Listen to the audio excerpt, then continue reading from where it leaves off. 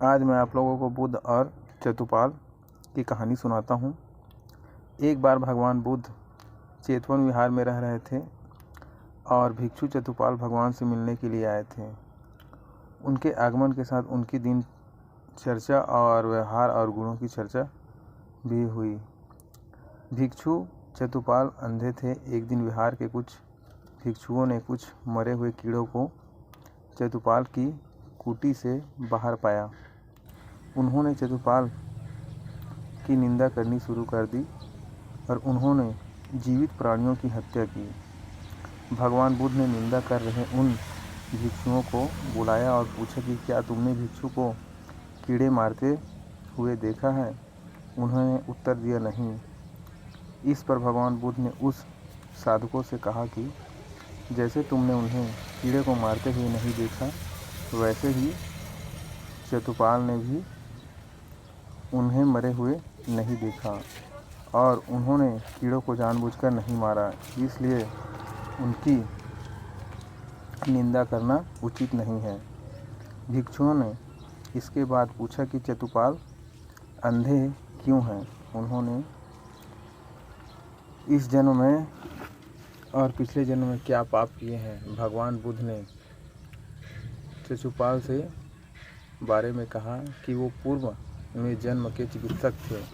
एक अंधी स्त्री ने उन्होंने वादा किया था यदि वे उसकी आँख ठीक कर दे तो वह उसका परिवार उनके दास बन जाएंगे। स्त्री की आंखें ठीक हो गई, पर उसने दासी बनने के भय से यह मानने से इनकार कर दिया। चिकित्सक को तो पता था कि उस स्त्री की आंखें ठीक हो गई, वह झूठ बोल रही है। उसे सबक सिखाने के लिए या बदला लेने के लिए चतुपाल ने दूसरी दवा दी। उस दवा से महिला फिर अंधी हो गई। वह कितना ही रोई पीटी, लेकिन चतुपाल जरा भी नहीं पछताया। इस पाप के फलस्वरूप अगले जन्म में चिकित्सक को अंधा बनना पड़ा। दोस्तों, हर इंसान की कर्म ही उनके आने वाले जीवन को सुखमय बनाती है। वैसे ही आप लोगों को एक और कहानी सुनाता हूँ, परिश्रम और धैर्य का।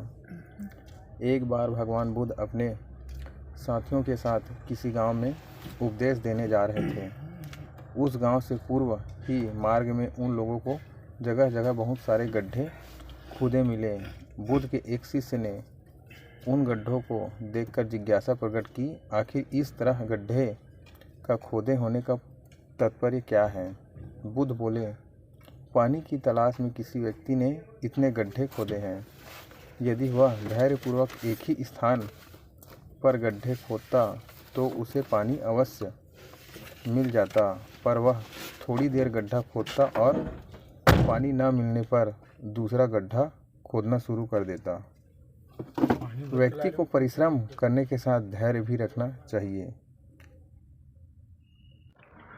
दोस्तों, हर इंसान को हमेशा धैर्य से ही काम करना चाहिए, क्योंकि जब तक अगर इंसान के मन में धैर्य नहीं है तो कोई सा भी काम सफल या पूर्ण नहीं होता। ये हर लोगों के मन में होना चाहिए कि धैर्य बनाए रखना चाहिए, क्योंकि अगर आप धैर्य बना के नहीं रखोगे तो आपका जो बना हुआ काम है वो भी बिगड़ जाएगा।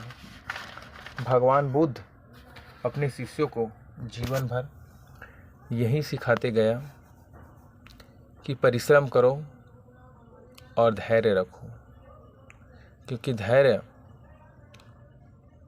वह चीज़ है, अगर धैर्य किसी के मन में या संतोष किसी के मन में आ गया तो वो जीवन का सबसे अमीर इंसान होता है। और जिसके पास धैर्य नामक चीज़ नहीं है वो हमेशा गड़बड़ करेगा, उनके काम अधूरे होंगे, समय समय पर क्रोधित होंगे, समय समय पर लड़ाई झगड़े होंगे। तो दुनिया का सबसे जो बड़ा चीज़ है वो धैर्य है। इंसान को धैर्य से आगे नहीं निकलना चाहिए।